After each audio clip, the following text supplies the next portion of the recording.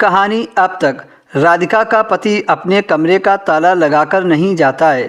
फिर राधिका उस कमरे में जाकर देखती है। अब आगे प्लान के मुताबिक राधिका का पति अपने कमरे में ताला लगाकर नहीं गया और राधिका का भी यही प्लान था कि वह कमरे में पहले से ही छुपकर बैठ जाएगी और जब उसका पति कमरे में आएगा तो राधिका को पता चल जाएगा कि आखिर वह रोज़ रात को इस कमरे में करता क्या है। लेकिन जब राधिका का पति घर आया तो वह राधिका को तलाश करने लगा। कभी कभी वह राधिका से बात भी कर लेता था। राधिका को कभी कभी अपने पति को देखकर बहुत दुख होता था। कितना खूबसूरत नौजवान था। शायद उसके साथ कुछ हादसा हुआ था जिससे ये पागल हो गया है। राधिका ने अपने जेठ से बहुत बार पूछने की कोशिश की लेकिन उसके जेठ ने कुछ बताया नहीं था। उसने बस यही कहा था कि वक्त के साथ सबको सब पता चल जाएगा। राधिका को एक दिन उसके पति की पुरानी तस्वीरें मिलीं।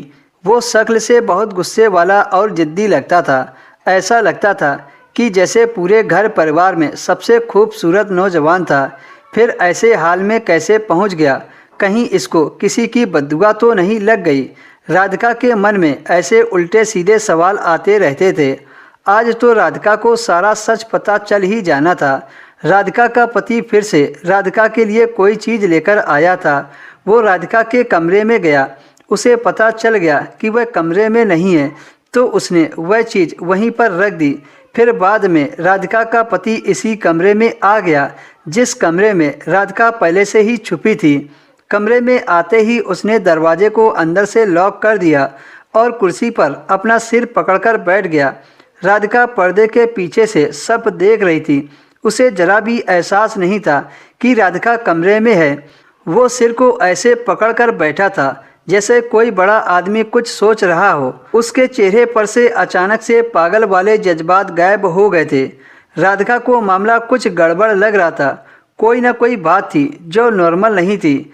थोड़ी देर बाद उसने अपनी जेब से बड़ा फ़ोन निकाला। राधिका तो बड़ा फ़ोन देखकर हैरान रह गई कि इसके पास बड़ा फ़ोन कहाँ से आया।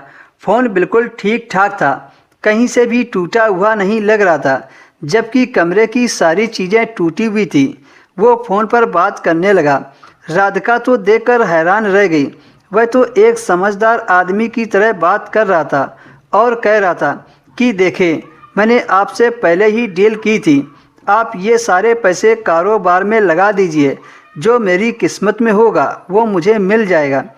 राधिका तो हैरान थी। ये वही आदमी है जो दुनिया के सामने पागल बना हुआ है, पर यहाँ पर बैठकर तो वह बिजनेस के डील कर रहा था। लेकिन फिर दुनिया के सामने पागल क्यों बना हुआ था? राधिका का दिल तो कर रहा था कि वह निकलकर उसके सामने आ जाए, लेकिन फिर यह सोचा कि यह करता क्या है। फिर थोड़ी देर बाद उसने जेब से काफ़ी सारे पैसे निकाले। उन पैसों को एक साइड रखकर उसने फिर से किसी को फ़ोन किया, लेकिन इस बार राधिका समझ गई थी कि वह किसे फ़ोन कर रहा है। वह अपने भाई से बात कर रहा था। उसने कहा कि मेरा दिल करता है कि मैं राधिका को सब कुछ बता दूं। वो मेरी पत्नी है, मैं उसके साथ खुश रहना चाहता हूं। शायद दूसरा शख्स कह रहा था कि जल्दबाजी ना करो, तो उसने कहा जल्दबाजी कैसी, हमारी शादी को 3 महीने हो गए हैं। जब राधिका की बात उसका पति कर ही रहा था तो राधिका पर्दे के पीछे से निकलकर अपने पति के सामने आ गई।